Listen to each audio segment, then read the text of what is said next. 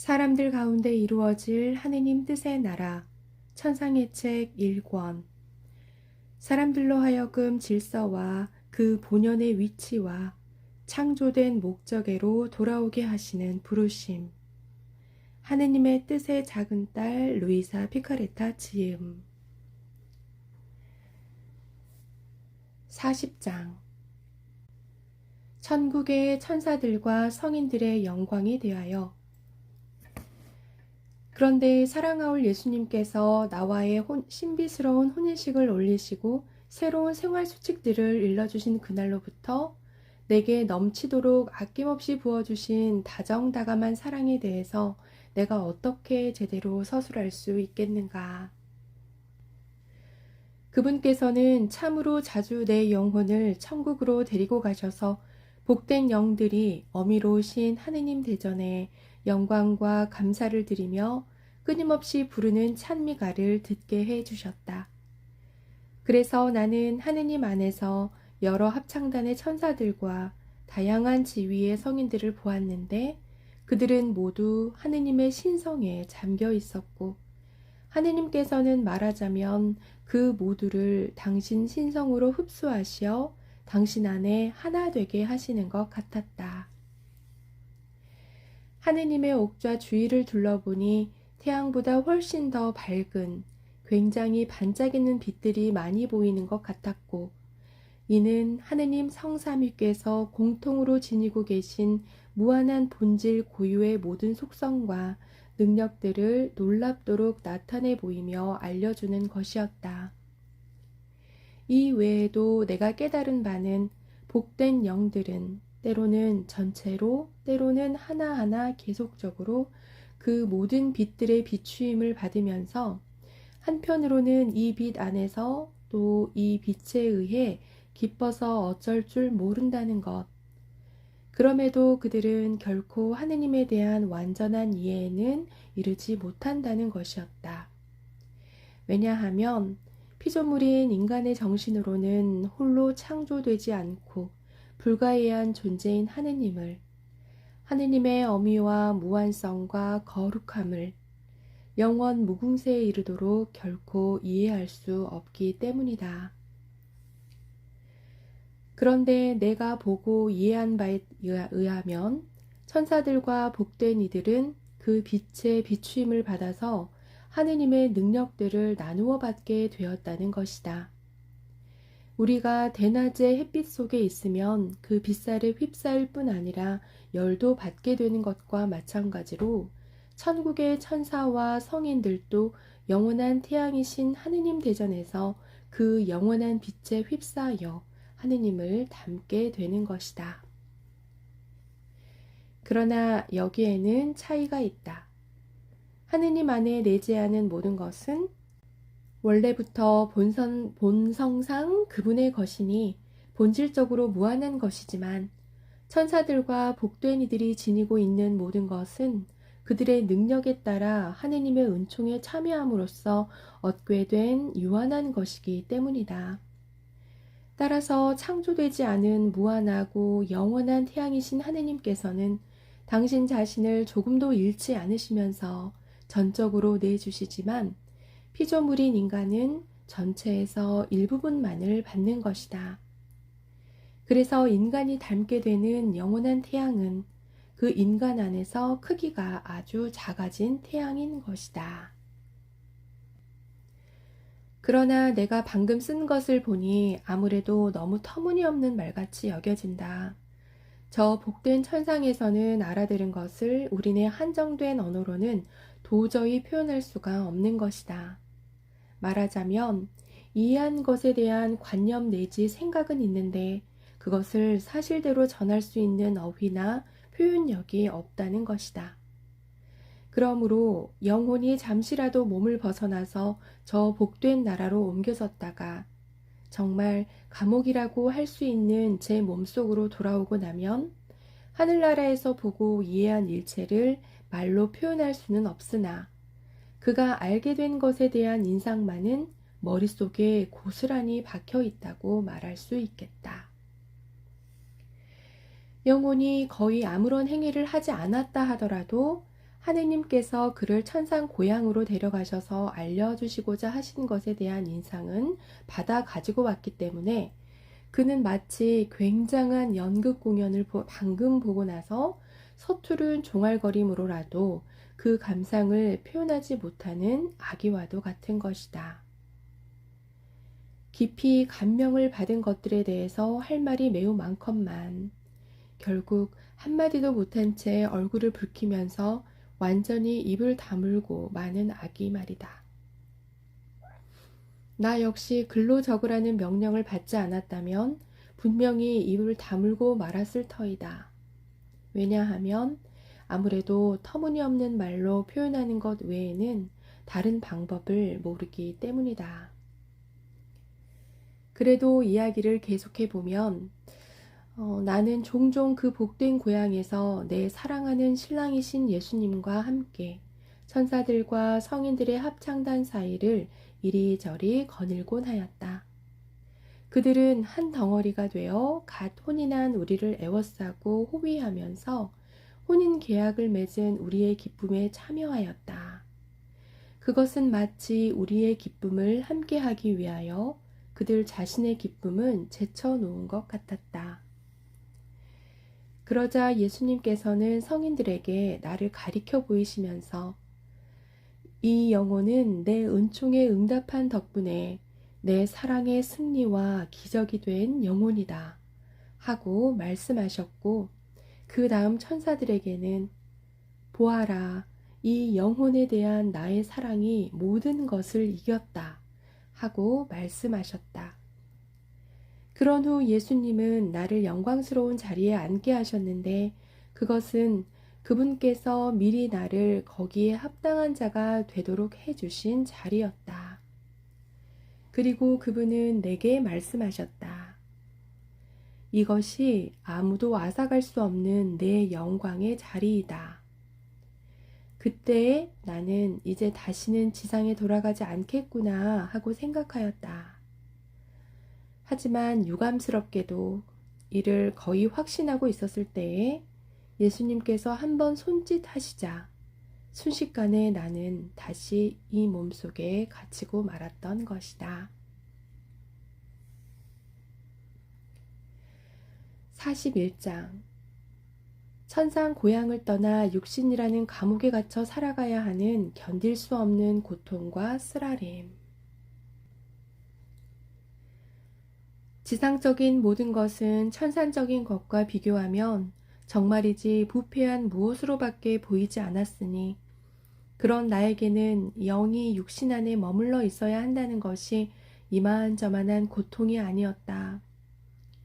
다른 사람들의 감각을 즐겁게 해주는 사물들까지도 내게는 성가시고 온통 싫어지는 것이었고, 더없이 사랑스럽고 훌륭한 사람들을 대하는 일에도 나는 아무 관심이 없을 뿐더러 지루하기까지 하였다. 다른 이들이라면 그들과의 대화를 연장하기 위하여 갖은 호의와 친절을 다 베풀 사람들인데도 말이다. 이처럼 내 영혼이 기쁨이나 만족을 도무지 못 느끼면서도 사람들을 참을 수 있었던 것은 그들을 하느님의 모상으로 여긴다는 유일한 점 때문이었다. 바로 이런 이유로 마음이 쉴 새 없이 편치 않았기 때문에 나는 줄곧 천국을 그리워하고 열망하면서 예수님께 투정을 부리기만 하였다. 마음속으로 이 세상 사물들이 얼마나 고통스럽고 진절머리 나도록 싫은지, 세상살이를 계속한다는 것이 불가능할 것으로 생각될 정도로 영혼이 끊임없이 들볶이고 있었던 것이다. 그렇지만 내게 일어나고 있는 일을 알게 된 사제의 단호한 명에 순종함으로써 자신을 억제하고 하느님께서 원하실 때까지는 다시는 죽음을 바라지 않을 뿐더러 그것을 순종에 맡기게 되었다. 내가 한 일은 죽음에 대한 생각이 머릿속에 들어오지 않도록 할 수 있는 한 힘쓰는 것이었다. 그럼에도 나의 내면에는 천상 고향에 대한 간절한 그리움과 열망의 끊임없는 부르짖음이 새겨져 있었지만 순종의 힘에 압도되어 대체로 마음의 평온을 회복하게 되었다. 완전히 그렇지를 못한 것은 가끔 약간 벗어나곤 했기 때문이다. 아니, 사실을 고백하자면 약간만 벗어난 것이 아니었다. 그러나 나 자신을 완전히 억제하는 것이 거의 불가능했으니 어쩔 수 없는 일이 아니었겠는가. 그러니 나의 열망의 재갈을 물리기 위하여 갖가지 방법으로 끊임없이 싸우는 것이 내게는 거의 순교를 방불하게 하는 것이었다. 거듭 말하지만 그럼에도 그것은 거의 불가능한 일이었다. 뿐만 아니라 사랑하올 예수님께서도 이렇게 말씀하셨다. 진정해라 내 신부야. 내가 그토록 천국을 갈망하는 까닭이 대관절 무엇이냐. 그래서 나는 언제나 당신과 함께 있고 싶기 때문입니다. 이제는 하루가 아니라 단 한순간도 당신과 떨어져 있는 것을 참을 수 없습니다. 그러므로 어떤 대가를 치르건 당신께로 가고 싶습니다. 하고 말씀드렸다. 좋다. 그 때문이라면 내가 언제나 너와 함께 머물러 있음으로써 내 원을 채워주마. 그렇게 해주신다면 정말 만족하겠습니다. 그러나 이 세상에서는 저로 하여금 당신 모습을 뵙지 못하게 하시니 그것은 당신께서 제 곁에 계시지 않은 것과 같습니다. 그러나 천국에서는 그렇지 않습니다. 저의 시야에서 당신 모습이 사라지는 법은 절대로 없으니까요. 저는 경험에 의하여 이것이 사실임을 알고 있습니다. 42장 번번이 천상을 떠나 지상에 있는 자신의 몸속으로 돌아오다. 잘 모르는 이들을 위해서 말하지만 예수님께서는 사람들과 더불어 농담을 잘하신다. 내게도 여러 번 그렇게 하셨는데 예를 들어보면 다음과 같다. 내가 복된 고향을 그리워하고 있었을 때에 예수님께서 급히 오셔서 이렇게 물으신 적이 있다. 나와 함께 지금 가겠느냐? 어디 말씀이십니까? 천국이다. 정말이십니까? 아무렴. 서둘러라. 늑장 부리지 말고. 좋습니다. 정말이라면 함께 가겠습니다. 하지만 당신께서 또 저를 속이실까봐. 아니, 정말이다. 가자. 너를 데리고 가고 싶다. 예수님께서는 이 말씀으로 내 영혼을 당신께로 끌어당기셨고, 그러자 영혼이 한순간에 몸을 벗어나는 것이 느껴졌다. 그래서 나는 그분을 따라 하늘로 날아갔다. 오, 그때 내 영혼은 얼마나 큰 기쁨을 느꼈는지. 이제는 영원히 지상을 떠나고 있다고 생각했으니 예수님께 대한 사랑으로 고통을 견디며 지낸 내 인생이 마치 꿈만 같았다.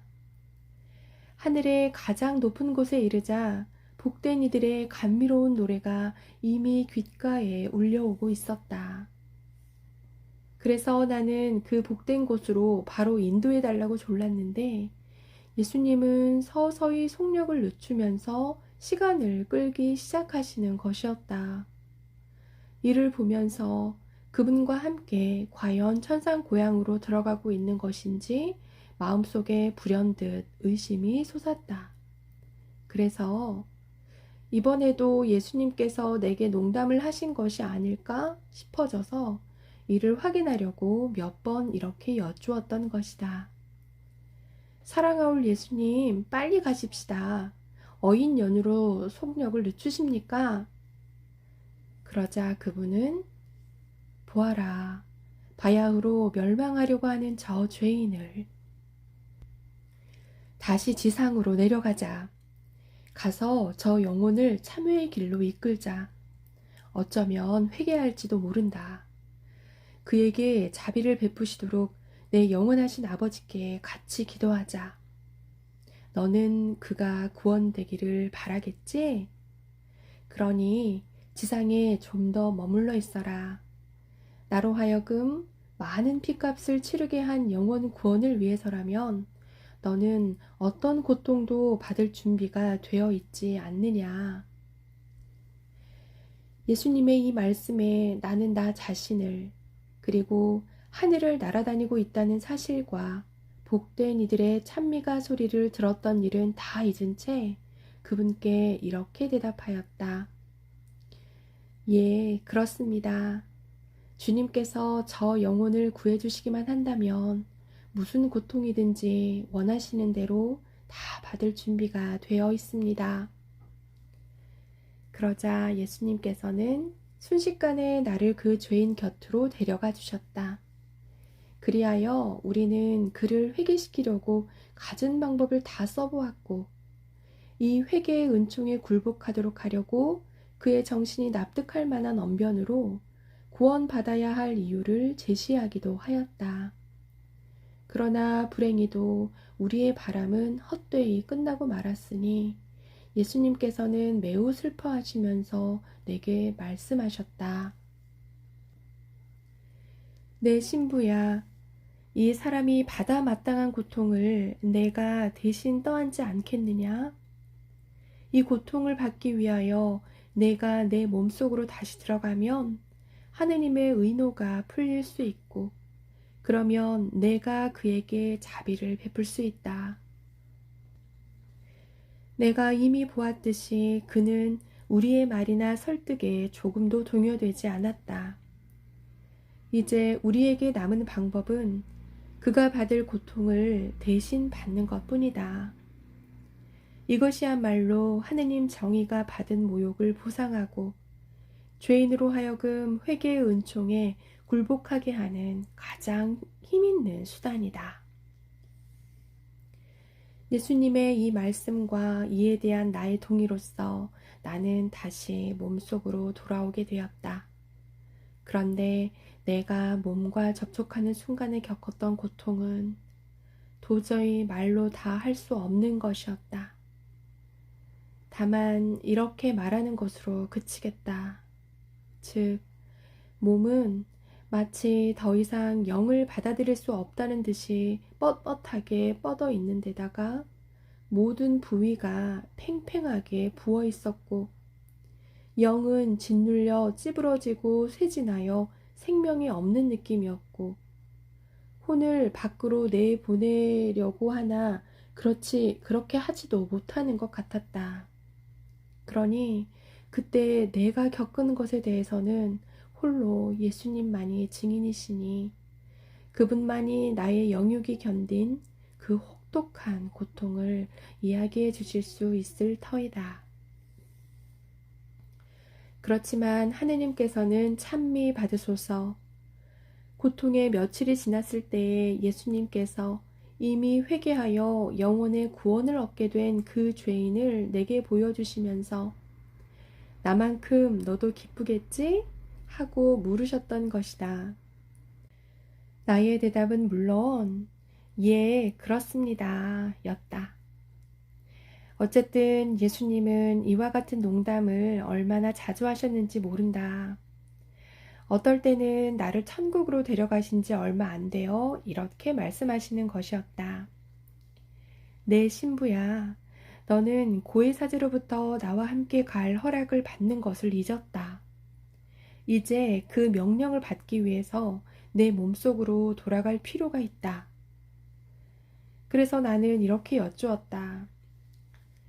제 영혼이 몸속에 있는 한 신부님의 지도를 받으며 그 명령에 순종해야 할 의무가 분명히 있었습니다. 그러나 지금은 당신과 함께 있으니 오직 제 정배이신 당신께만 순종할 의무가 있다고 생각합니다. 당신은 참으로 모든 고해사제들 가운데서 가장 높은 사제이시기 때문입니다. 그러나 예수님께서는 차분한 음성으로 아니다, 아니다, 내 신부야. 내 고해사제에게 순종하기 바란다. 하고 대답하셨다. 예수님은 이와 같이 어떤 때는 이런 구실로, 다른 때는 저런 구실로 번번이 나를 다시 몸속으로 들어가게 하시는 것이었다. 하지만 예수님의 이런 농담들이 내게는 매우 쓰라린 고통을 안겨주었기 때문에 일종의 원한이랄까? 아무튼 무례한 감정에 사로잡히기도 하였다. 그래서인지 그분께서는 이전처럼 자주 그렇게 하시지는 않았다. 이와 같은 상태로 나는 침상에 갇혀 줄곧 고통을 받으며 지냈는데 이 끊임없는 순교의 고통이 어떤 때는 내 정배이신 예수님과 함께 천국에 가고 싶은 갈망으로, 어떤 때는 지상에서 언제나 그분과 함께 있고 싶은 열망으로, 또 어떤 때는 내 영혼이 가련한 몸속으로 돌아올 때의 괴로움으로 번갈아 들고 있는 것이었다. 43장. 예수님께서 신비적 혼인을 천상에서 새로이 할 준비를 시키시려고 향주 삼덕에 대하여 말씀하시다. 믿음은 영혼을 비추는 빛이다.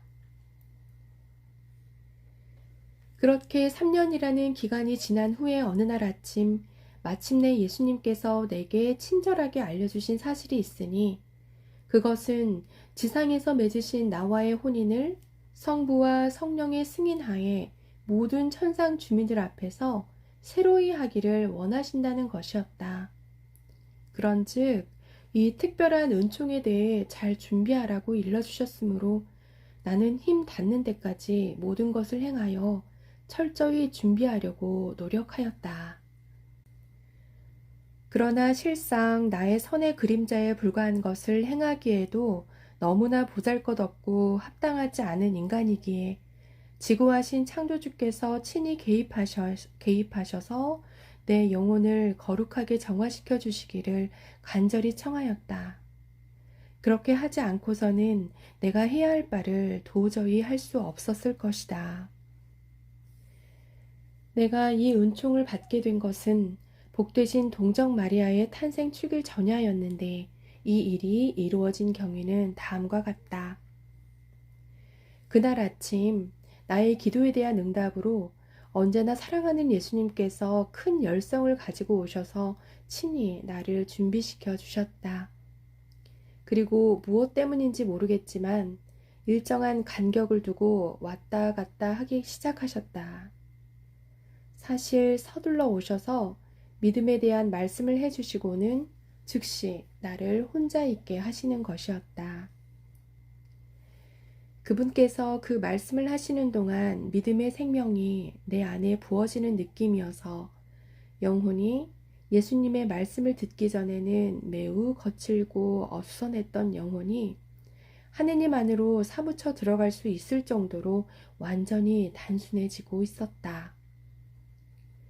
이렇듯 단순해진 영혼으로 하느님의 권능과 거룩함과 선하심 및 다른 속성들을 번갈아 관상하면서 놀라움의 바다에 잠긴 채 이렇게 외쳤던 것이다.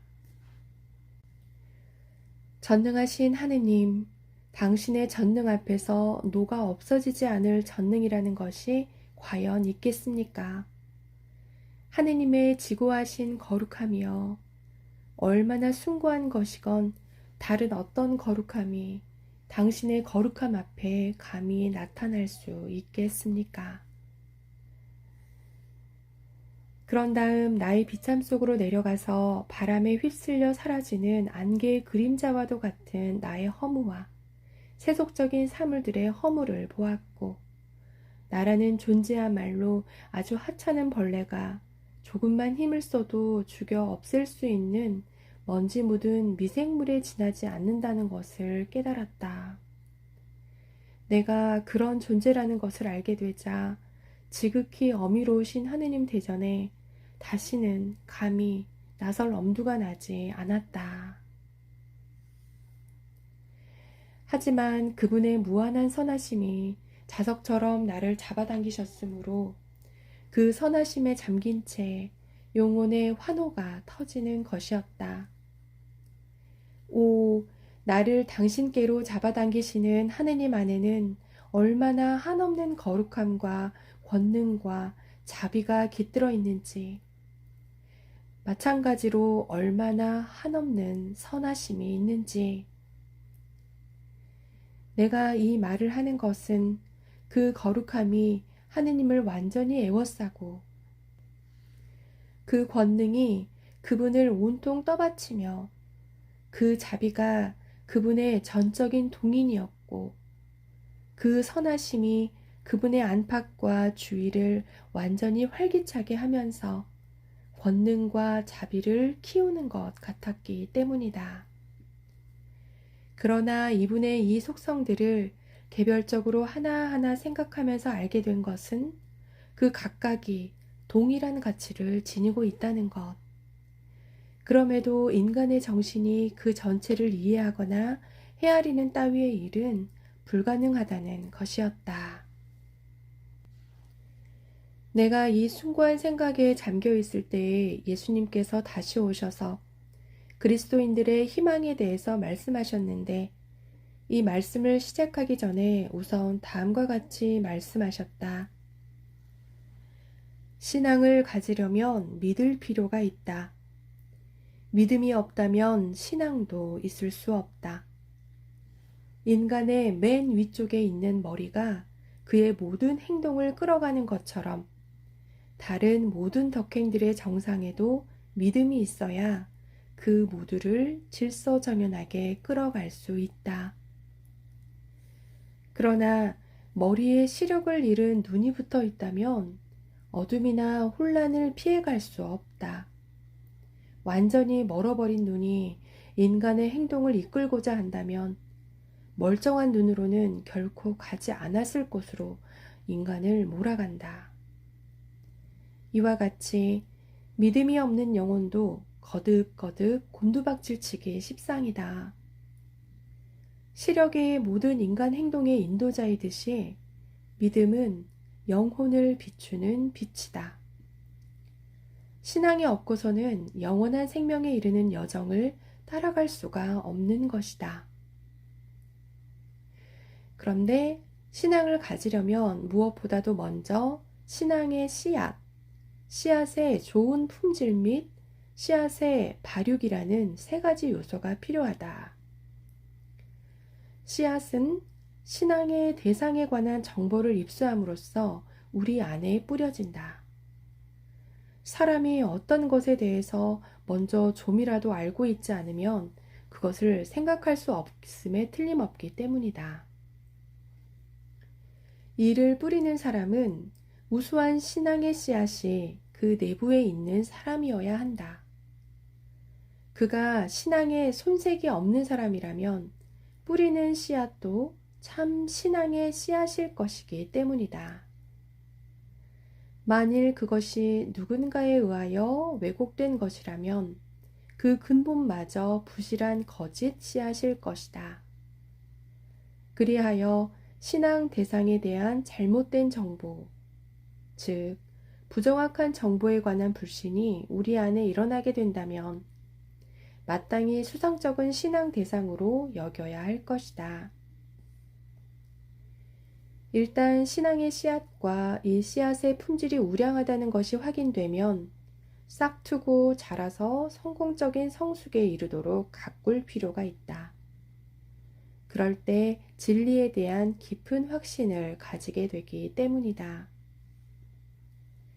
이와 같이 우량한 씨앗임을 믿고 성숙할 때까지 점점 더 잘 발육하도록 부지런히 돌보는 행위를 통하여 우리 안에 신앙의 자매인 거룩한 희망이 생기는 것이니 이는 이미 획득한 신앙의 대상 안에 신앙과 희망의 목적 자체가 이루어지기를 바라는 덕행이다. 그러므로 나는 하느님에 대한 기쁜 소식이 내 안에 신앙의 씨앗을 뿌렸다고 말할 수 있다. 이 씨앗이 잘 경작되면 거기에서 빛이 생겨 자라나며 더욱더 성장하고 그 빛이 나의 지고한 선이신 하느님의 특성들을 내게 주는 것이다. 곧 하느님의 신성과 나를 그분께로 불러 그분 안에 즐거움을 누리게 하는 매혹적인 사랑을 환히 밝혀주고 더욱이 그분께서 내게 주실 모든 은혜를 미리 볼 수 있도록 드러내주기도 하는 것이다. 따라서 하느님의 존재를 알려주는 소식이 내게 신앙의 씨앗을 뿌렸고 내 안에서 성장하는 이 신앙으로 말미암아 나는 그 지구하신 분과 끊임없이 더욱 가까워졌다. 게다가 이 신앙은 당신 자신 안에 내재하시며 또한 그 바깥에도 외재하시는 하느님의 무한한 속성들 각각에 대한 지식을 부분적으로나마 내게 주었고 그분께서 내게 주실 수 있는 것이 무엇인지를 알려주기도 하였다. 이 사실이 내 안에 거룩한 희망의 씨앗을 뿌린 것이다. 그런데 이 씨앗이 잘 경작되면 바라는 바를 이미 소유하게 된다. 굳건히 믿고 바라며 일하는 사람은 이미 그것을 소유하고 있기 때문이다. 그리고 이 활기찬 믿음과 바람은 지극히 자비로우신 분께 대한 사랑의 씨앗을 뿌리고 이에 대한 보답으로 그분께서는 그리스도인다운 사랑의 씨앗이 우리 안에 태어나게 하신다. 이 사랑에 의해서 우리의 영혼도 하느님이시며 사람이신 그리스도를 닮아 활기에 넘치게 되는 것이다.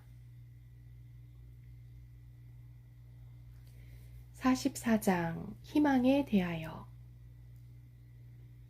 예수님께서는 내게 거룩한 희망에 관하여 말씀하시면서 이 덕행이 영혼에게 금강석처럼 견고한 옷을 입혀주기 때문에 원수들이 쏘아대는 화살에도 상처를 입지 않을 뿐더러 무슨 일을 당하든 당황하지 않고 침착하게 처신하게 된다고 하셨다.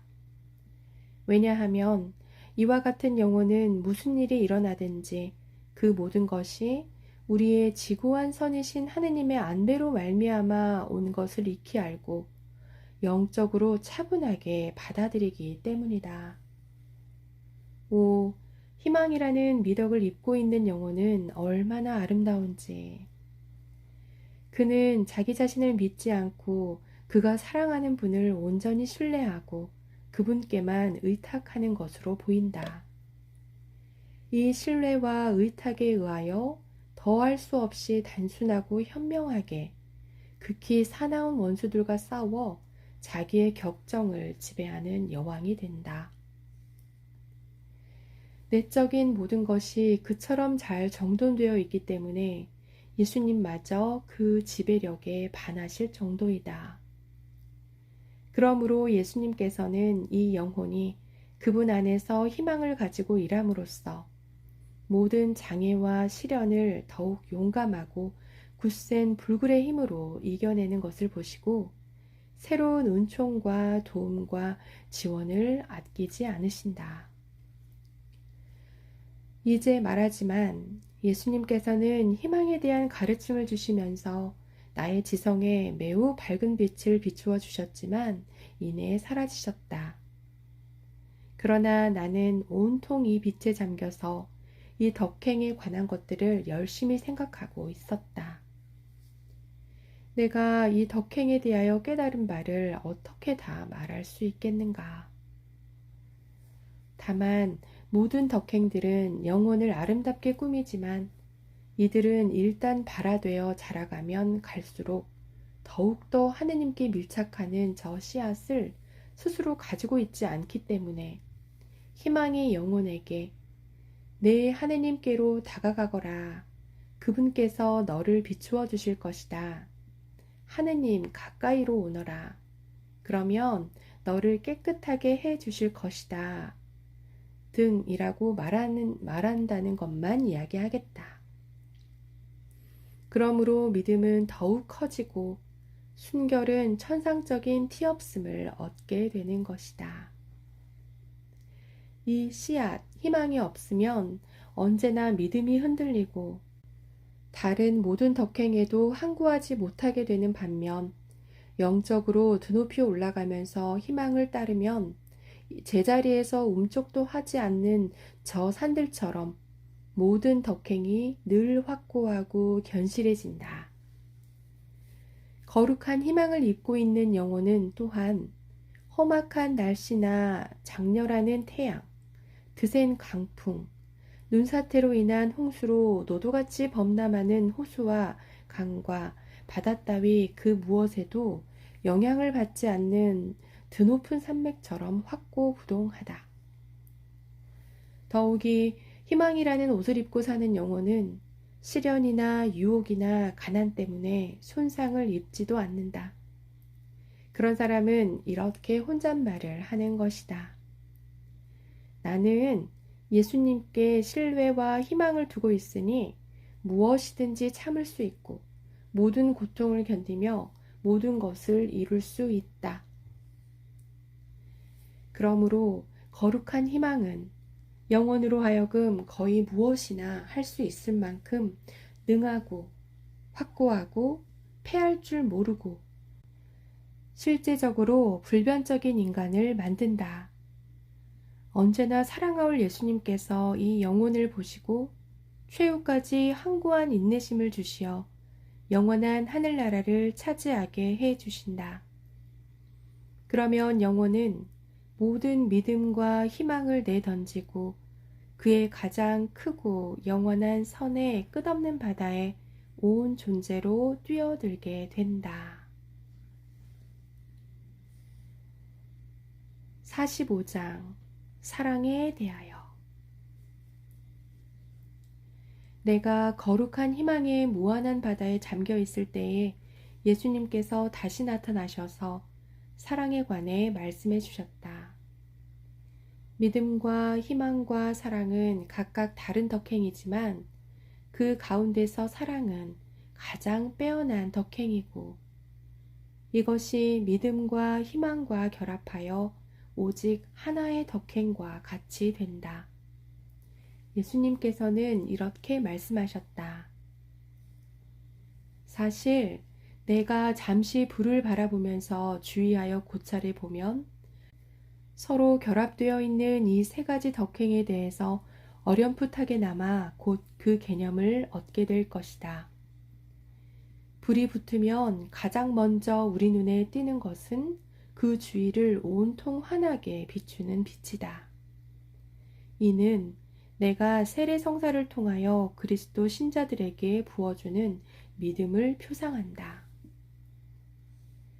주위를 환하게 비추는 빛과 아울러 두 번째로 느껴지는 것은 열이다. 빛이 서서히 약해지면서 거의 사라지려고 할 때에도 불에서 발산되는 열은 빛이 완전히 꺼질 때까지 더욱 강해진다. 향주삼덕도 이와 같다. 영혼이 지구하신 분에 대한 지식을 맨 처음 접하게 될 때에 그의 내부에 믿음의 불이 붙여진다. 그런 후 그것은 영혼이 최고 선이신 하느님을 향하여 끊임없이 올라감에 의해서 자라고 발전한다.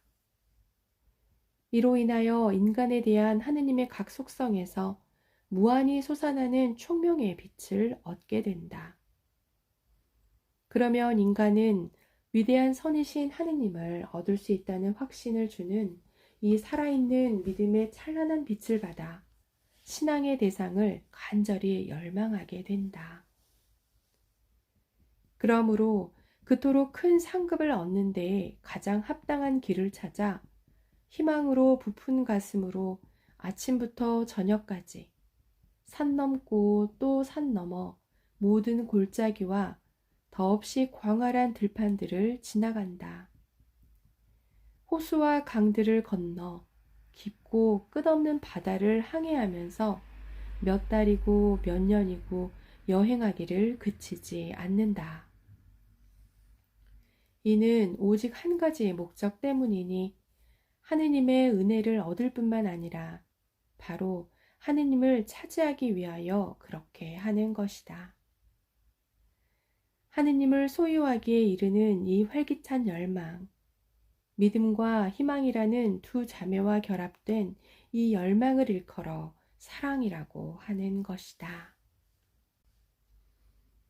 내 사랑하는 신부야, 이는 바로 믿음과 희망과 사랑의 향주 삼덕으로 성삼위 하느님을 너에게 설명해 준 것이다.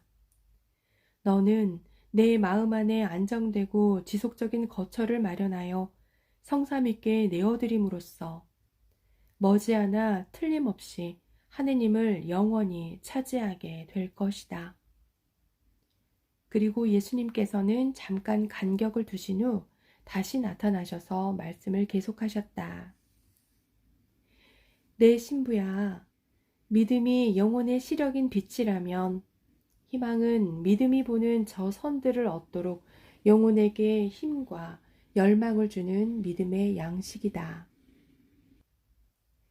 희망은 이 외에도 영혼에게 위험한 일에 직면할 수 있는 용기를 주는데 언제나 영적인 침착과 완전한 평화와 함께 해준다. 영혼으로 하여금 성공을 가져다 줄 모든 방법과 수단을 항구하게 찾게 하는 것이다. 사랑은 믿음의 빛과 양식이 솟아나는 본체이다.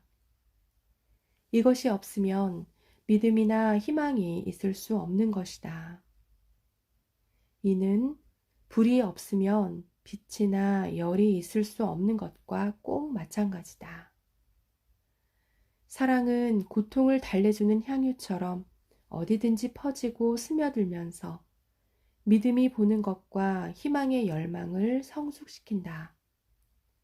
사랑은 그 자체의 감미로움으로 고통을 위로하여 다디단 것으로 만들어주기 때문에 영혼이 고통을 간절히 원하게 되기도 하는 것이다.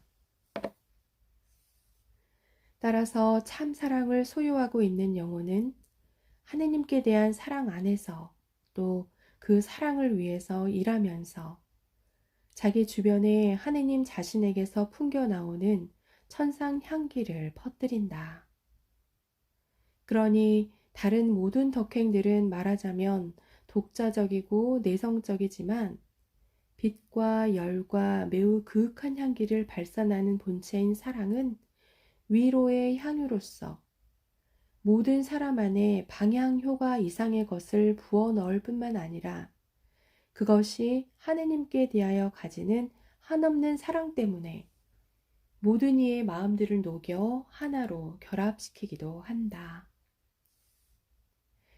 이로 인해서 영혼은 가장 혹독한 고통도 즐겨 겪는다. 그렇게 온전히 사랑으로 변화되어 심한 고통이 없이는 더 이상 살 수가 없을 정도에 이르는 것이다. 그래서 그런 영혼은 고통이 없을 때 이렇게 부르짖는다. 오, 저의 정배 예수님, 꽃으로는 저를 지탱해 주시고 열매의 쓴맛, 곧 고통으로는 저를 들어 올려 주십시오. 제 영혼이 당신을 못내 그리워하오니 당신을 위하여 감미로운 고통을 받지 않고서는 이 그리움을 채울 길이 없나이다. 그래서 나는 예수님께 이렇게 여쭈었다. 그렇습니다, 예수님. 저에게 쓰라린 고통을 더 많이 주십시오. 당신 성심이 저희에 대한 사랑으로 견디시는 그 열렬한 사랑 때문에 이리도 많은 고통을 겪으시니 제 마음은 그런 당신을 뵙는 것이 견딜 수 없습니다. 예수님께서는 내 사랑은 태워 없애는 불이다. 이 사랑이 한 영혼을 사로잡으면 무엇이든지 행하며 다른 덕행들에는 관심을 두지 않는다. 왜냐하면 사랑은 다른 모든 덕행들을 변화시켜 그 자신 안에 차곡차곡 쌓아 올림으로써 스스로 만덕의 여왕이 되어 그 모두를 지배하며 다스리기 때문이다. 이처럼 사랑은 자신의 지배권을 절대로 다른 덕행에 양보하지 않는다 하고 말씀하셨다.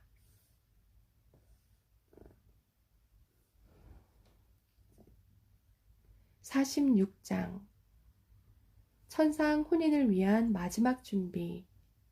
자기 부정과 고통에 대한 갈망. 예수님의 감미롭고 매력적인 저 말씀들을 제대로 설명할 수 있는 사람은 아마 없으리라. 내가 말할 수 있는 것은 다만 그 결과 내 안의 고통에 대한 열망이 세차게 불타올라서 어떤 고통이든지 받지 않고서는 못 견딜 지경이 되는 것이 거의 자연스러운 상태가 되었다는 것. 그래서 그때부터 고통이 없는 것을 가장 큰 불행으로 여기게 되었다는 것뿐이다. 여느 때와 같이 예수님의 그 말씀들을 깊이 생각하고 나자 그분께서 다시 나타나셔서 말씀하셨다. 내 신부야, 이제 내게 필요한 것은 영적인 준비와 그 승리이다. 이것이 내 확신을 증대시켜 줄 것이다. 또 필요한 것은 끊임없는 자기 부정이다. 갈수록 더 고통받고 싶은 너의 그 크고 생생한 갈망에는 이것이 선행되어야 한다. 너 자신을 부정하는 것은 너로 하여금 고통의 은총을 받을 자격을 얻게 할 뿐더러 내 영혼의 모든 내적인 고통도 잘 받게 한다는 것을 알기 바란다. 게다가 고통을 받고자 하는 갈망 자체가 실제적인 참된 고통을 보충하기도 한다. 그러므로 그것이 없을 경우 너의 자기 부정이 고통의 망토 역할을 하면서 가장 심하고 쓰라린 고통과 맞먹는 효력을 내는 것이다. 47장 복되신 성삼위 대전에서 새로이 거행된 신비적 혼인. 예수님께서 들려주신 그 아름다운 말씀들을 생각하고 있노라니 그 말씀들이 나타내는 진실성이 한층 더 박진감 있게 영혼 속에 흘러들어 예수님의 뜻대로 완전히 그분의 것이 되는 은총을 받고 싶은 열망이 북받치고 있었다. 그때 드디어 그분께서 오셔서 순식간에 나를 나 자신 밖으로 끌어내셨다. 그래서 내 영혼은 그분 사랑의 감미로운 매력에 이끌려 하늘을 가로질러 가면서 마주치는 모든 장애를 극복하였다. 땅에서 하늘로 옮겨졌다는 것을 미처 깨닫지 못한 사이에 내 영혼은 이미 지극히 거룩하신 삼위 하느님과 모든 천상 주민들이 있는 천국에 가 있었다. 이는 예수님의 어머니 복되신 동정 마리아의 축열의 축일에, 다시 말하자면 주님의 봉헌 축일에 성녀 카타리나도 참석한 가운데 지상에서 이미 거행했던 예수님과 내 영혼의 신비적 혼인을 천상에서 새로이 하려는 것이었다.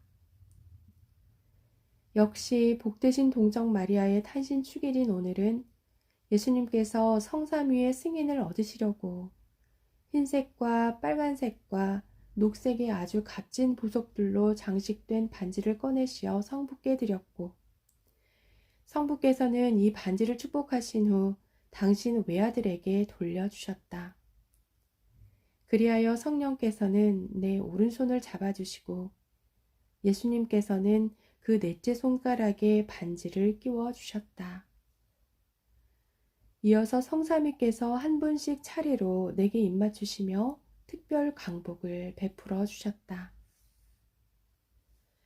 지극히 거룩하신 삼위일체 대전에 나아갈 때에, 그리고 방금 말한 이 예식이 거행되는 동안 내가 느낀 당혹감을 어떻게 말로 다할 수 있겠는가. 성삼위 대전에서는 오직 얼굴을 땅에 대고 꿇어 엎드려 있을 수밖에 없더라는 말만 할 수 있을 뿐이다.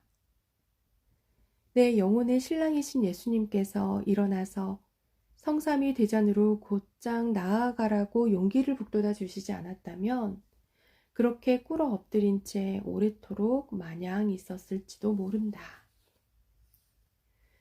그런데 이로 인하여 마음 한편으로는 더할 나위 없는 기쁨과 만족을 느꼈지만 또 한편으로는 그토록 큰 어미에 짓눌려서 말하자면 으스러져 없어지는 느낌이었다. 이 어미는 그렇게 내 안에 외경의 마음을 불러일으키면서도 하느님 성부와 성자와 성령의 본질과 거룩함에서 뿜어나오는 영원한 빛으로 형용할 수 없는 기쁨이 스며들게 하는 것이었다. 이 외에 다른 일들에 대해서는 입을 다물고 있는 것이 나을성 싶다. 지금까지 이미 말한 것보다 더 엉터리 없이 서술하지 않기 위함이다. 우리 인간의 언어로는 그것이 말이건 글이건 내 영혼이 받은 그 모든 신성한 인상을 도저히 전달할 수 없기 때문이다.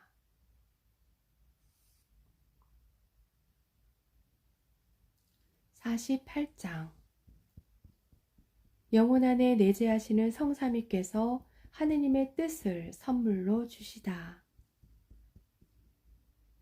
그러므로 내 영혼이 몸속으로 돌아온 후에 일어난 일로 넘어가겠다. 영혼 안에서 일어난 일의 실제적인 인력에 몸이 거의 완전히 흡수된 상태로 있었으니 말이다. 처음에는 빈사 상태로 얼마나 많은 고통과 아픔을 겪었는지 아무래도 곧 죽을 것 같은 느낌이 들었지만 며칠 후 예수님께서 완전히 회복시켜 주셨다. 지금도 기억나는 것은 성체를 받아 모셨을 때에 예수님께서 내 몸의 감각을 마비시키신 일이다. 나는 영혼의 힘으로 천국에서와 같이 지극히 거룩하신 삼위 하느님께서 앞에 계심을 깨달았고 즉각 꿇어 엎드려 경배하면서 자신은 아무것도 아닌 자임을 고백했던 것이다. 그런 자신 속에 깊이 잠겨 있어서 말은 한마디도 나오지 않았는데 성삼위 가운데서 한 음성이 이렇게 말씀하시는 것이었다. 용기를 내어라. 두려워하지 말아라. 우리는 내가 우리의 소유임을 확인하고 내 마음을 온전히 차지하려고 한다. 나는 이 음성을 들으면서 성삼위께서 내 안으로 들어오셔서 내 마음을 차지하시는 것을 보았고 다시 이 말씀을 들었다.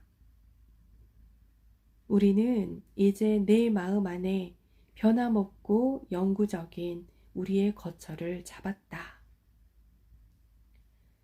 그 이후 내 안에 일어난 일에 대해서는 어떻게 설명해야 할지 모르겠다.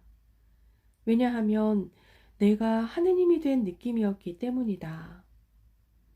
이제는 내 안에 내가 살고 있는 것이 아니라 성삼위께서 내 안에 사시고 나도 그분들 안에 살게 되었으니 내 몸이 마치 살아계신 하느님의 거처가 된 것 같았다. 따라서 내 마음속에서 역력히 활동하시는 성삼위의 참된 현존을 감지할 수 있었다. 나는 그분들의 음성이 내 안에서 밖으로 나가서 귀에 쟁쟁하도록 뚜렷이 되울려 오는 것을 들었다.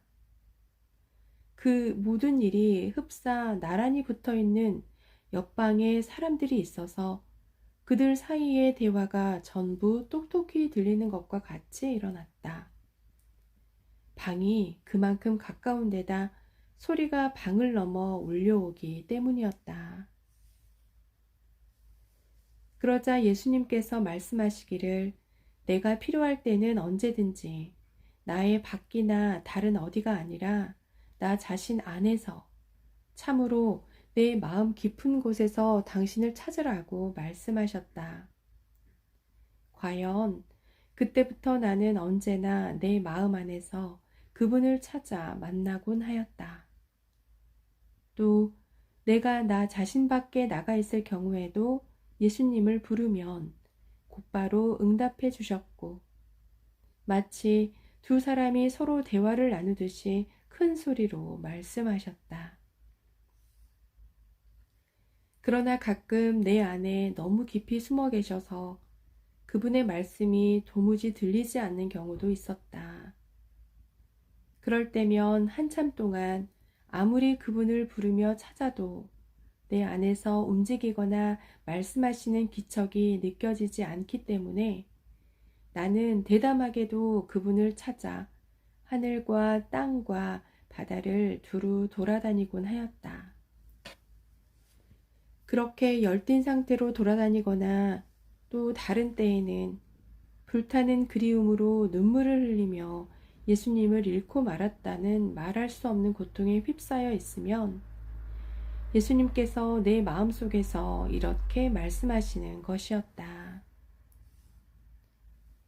나는 여기에 너와 함께 있다. 다른 곳에서 찾지 말아라. 내 안에서 쉬고 있다니까. 하지만 너를 지켜보고 있었다. 내 안에서 들리는 이 말씀에 나는 놀라움과 기쁨에 겨워 그분께 여쭈었다. 저의 어지신 예수님, 당신께서 제 안에 계시면서 오늘 아침 저로 하여금 하늘과 땅과 바다를 두루 돌아다니며 당신을 찾게 하시니 어찌 된 일이옵니까?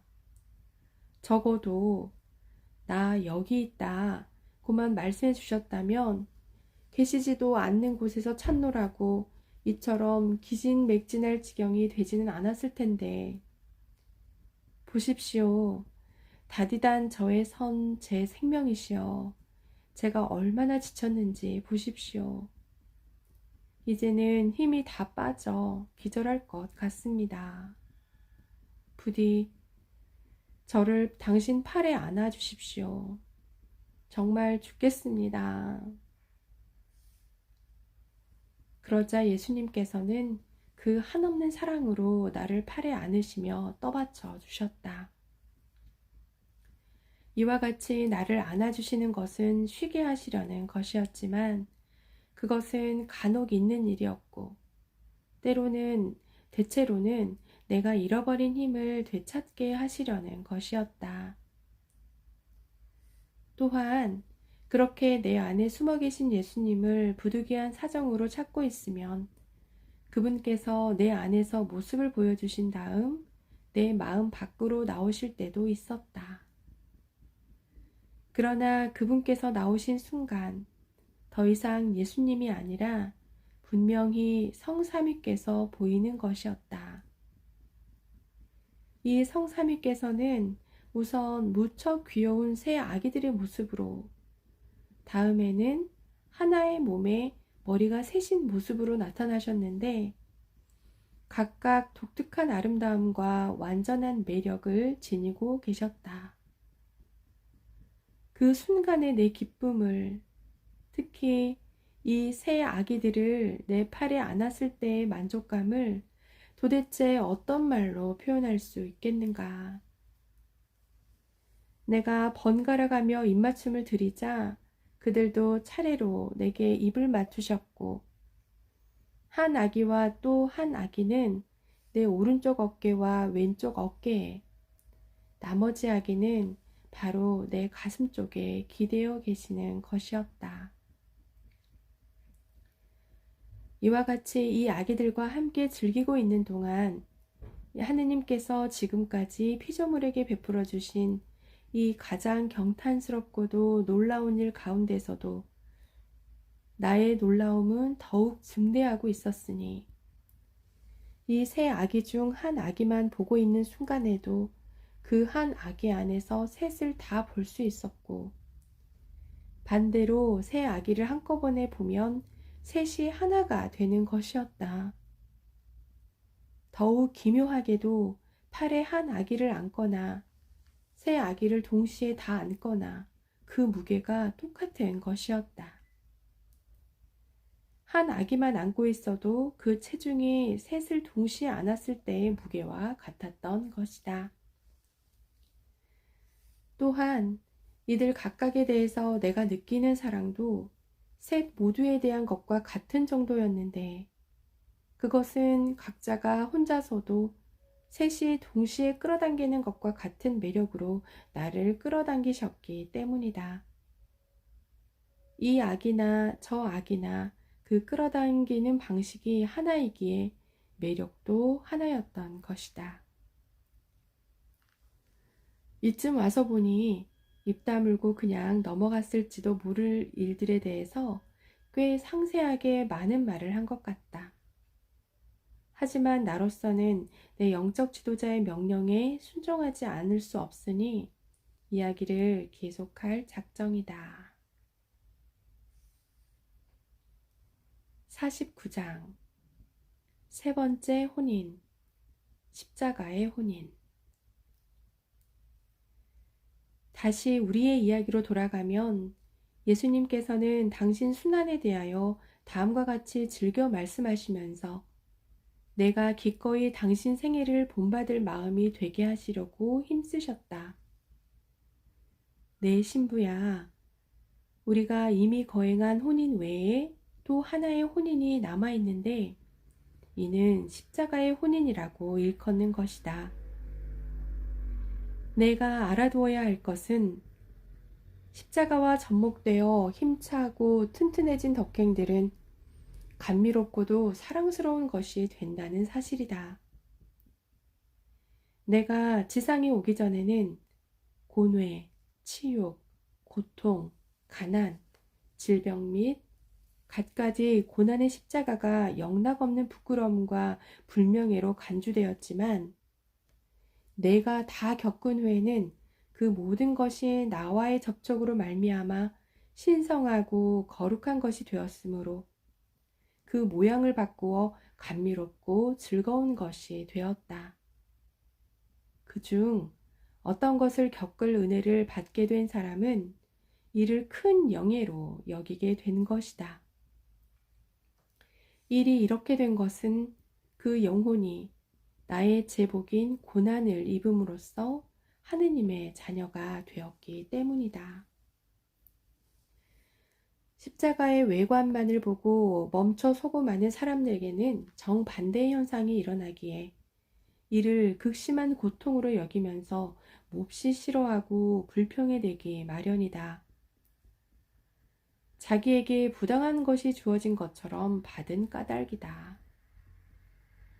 그러나 십자가의 신비를 통찰한 사람은 누구든지 십자가를 매우 맛있고 건강에 좋은 무엇으로 여기기에 십자가 안에서 자신의 행복을 이루어 간다. 따라 그러므로 나는 너를 내 몸과 한 가지로 내 영혼도 되도록 빨리 십자가에 못 박고 싶다. 이것만이 나의 간절한 바람이다.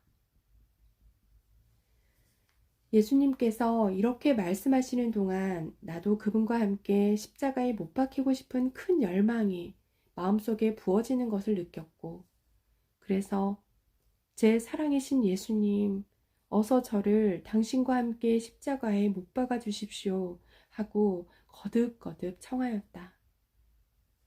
그리고 그분께서 다시 오셨을 때에 내가 무엇보다도 중요하게 여기고 제일 먼저 청한 것은 내 죄로 인한 괴로움과 통회 및 그분과 함께 십자가에 못 박힐 은총에 관한 것이었다. 이 은총을 얻게 되면 매우 만족할 수 있을 것 같았으니 이것은 함께 모든 것을 얻게 되리라고 생각했던 것이다. 마침내 어느 날 아침, 지극히 사랑하올 예수님께서 십자가에 못 박히신 모습으로 나타나셔서 참으로 나를 당신과 함께 십자가에 못 박고 싶다고 말씀하셨다. 이 말씀을 하실 때에 나는 그분의 손발을 박은 못이 보일 정도로 환한 광선이 지극히 거룩한 그 상처들로부터 내게로 뻗어오는 것을 보았다. 동시에 예수님께서 나를 못 박아 주시기를 바라는 마음이 얼마나 강렬한지 고통에 대한 사랑으로 온 몸이 불타는 느낌이었다. 그러나 그 순간 너무나 큰 두려움이 엄습하는 바람에 머리끝부터 발끝까지 온 몸이 떨렸고 나 자신의 허물을 새삼 절감하면서 그런 특별한 은총을 받을 자격이 없다는 생각이 들기 시작하였다. 이런 이유로 다시는 감히 주님, 저를 당신과 함께 십자가에 못 박아 주십시오. 라고 청할 엄두가 나지 않았다.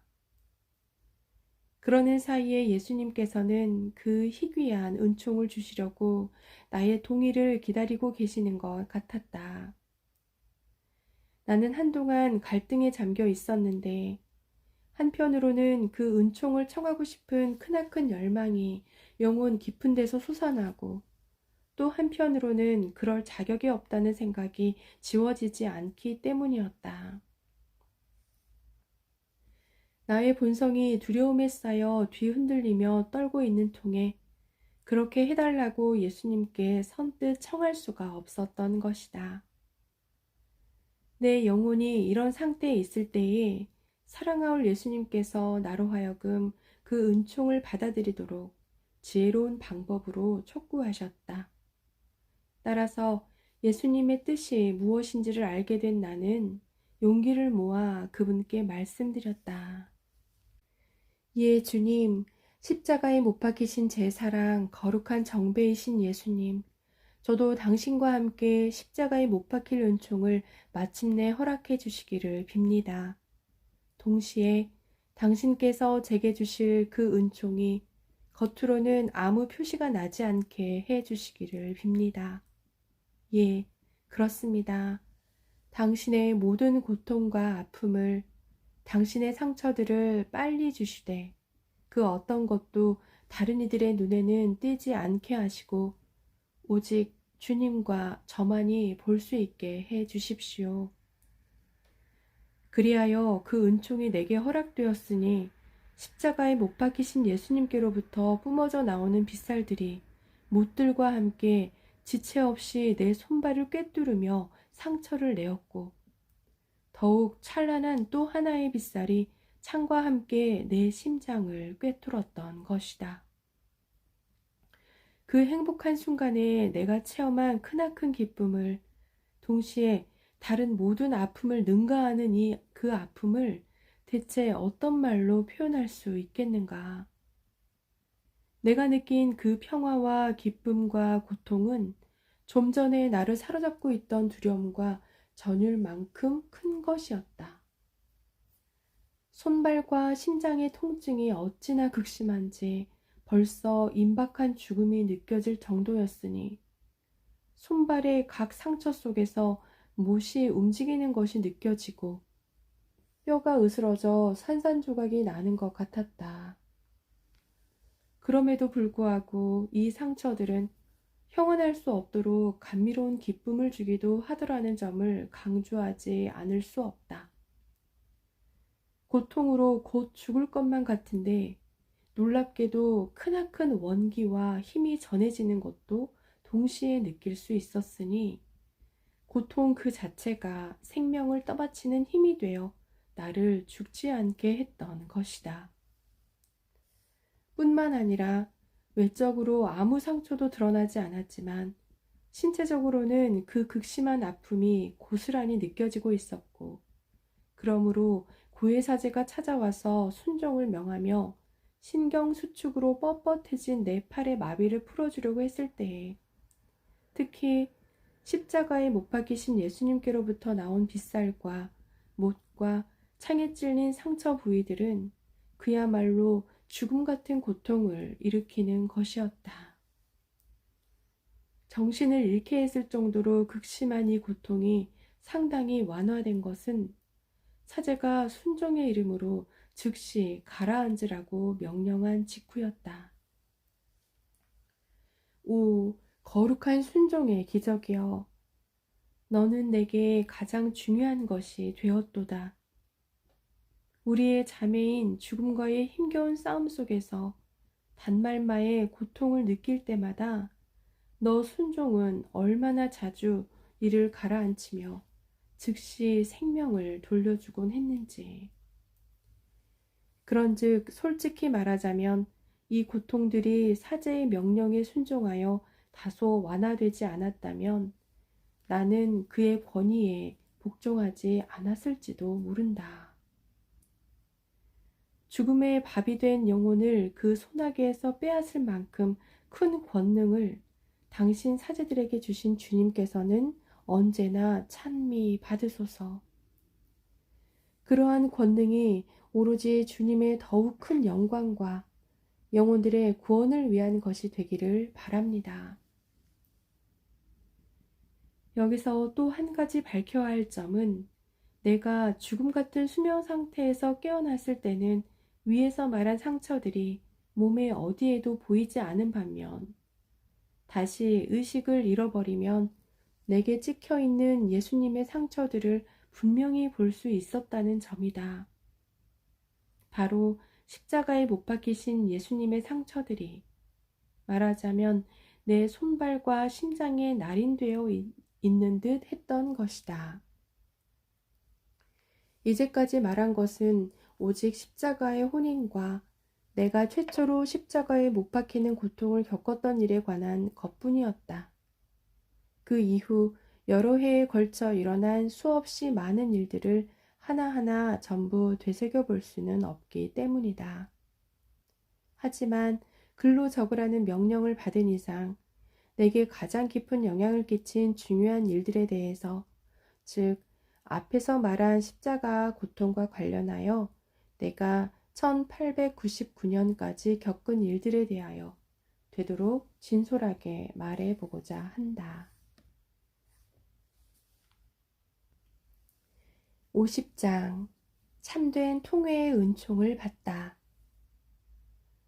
무엇보다도 먼저 써야 할 것은 예수님께서 내게 십자가에 못 박히는 고통을 주신 이후 다시 오실 때마다 나는 이렇게 번번이 말씀드렸다는 점이다. 사랑하올 예수님, 부디 저에게 참된 통회의 은총을 내려주십시오. 당신을 모욕한 죄들에 대한 통회가 저 자신을 불살라 당신의 기억에서도 제 영혼에서도 그 모든 죄가 사그라지게 해 주십시오. 그렇습니다. 좋으신 예수님, 저에게 깊은 통회를 주시어 당신을 모욕한 뻔뻔스러운 마음을 보속하게 해 주십시오. 이 통회가 죄가 자라게 한 모든 집착을 능가하게 하셔서 참으로 완전히 그것을 뿌리째 뽑아버리고 당신 품에 더 바싹 안기게 해 주십시오. 일단 이 은총부터 청한 나에게 예수님께서는 다정하게 말씀하셨다. 나를 모욕한 일을 내가 뉘우치며 괴로워하고 있으니 내가 몸소 잘 참회하도록 도와주마. 이와 같이 하면 내가 죄의 추함을 깨닫고 이것이 내 마음에 얼마나 쓰라린 고통을 끼치는지를 이해하게 될 것이다. 그런즉 나를 따라 이렇게 말하여라. 이 몸이 바다를 가로질러 가며 당신을 보지 못한다 해도 거기에 당신은 계시나이다. 땅 위를 걸어가도 당신은 제 발 아래 계시나이다. 그럼에도 저는 죄를 지었나이다. 여기서 예수님은 거의 울먹이는 음성으로 속삭이듯이 덧붙이셨다. 그러나 나는 너를 사랑하며 지켜주었다. 예수님께서 이 말씀들을 하셨을 때에 나는 너무나 많은 것을 깨달았으므로 하나하나 다 말할 수가 없다. 다만 무엇보다도 특히 모든 사물 안에 계시는 하느님의 현존과 그 무한성과 위대성을, 그리고 하느님의 이 속성으로 말미암아 우리네 생각의 그림자까지도 그분을 피해 달아날 수가 없다는 것을 깨달았다는 말만 하겠다. 또한 이다지 위대하고 거룩하신 하느님의 엄위에 비하면 허무한 나는 한낱 그림자만도 못해 보이는 것이었다. 그럼에도 저는 죄를 지었나이다. 라는 말씀에서는 죄의 추함과 나의 악의와 뻔뻔스러움을 알게 되었으니 이는 한순간의 만족을 위하여 그분을 뒷전으로 돌림으로써 엄청나게 모욕했기 때문이었다. 또한 그러나 나는 너를 사랑하며 지켜 주었다. 는 말씀을 듣자 몹시 격렬한 통회에 사로잡혀 거의 숨이 넘어갈 지경이었다.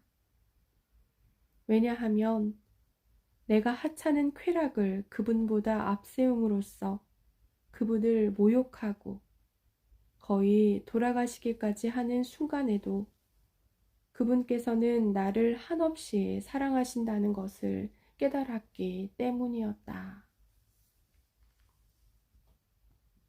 그렇습니다, 주님. 당신께 대한 저의 망언과 악의는 제게 대한 당신의 인자하심과 맞먹습니다. 부디 저에게 자비를 베푸시어 어제나 오늘이나 앞으로도 영원히 저를 사랑하시는 당신의 사랑만큼 깊은 통회를 항상 느끼게 해 주십시오.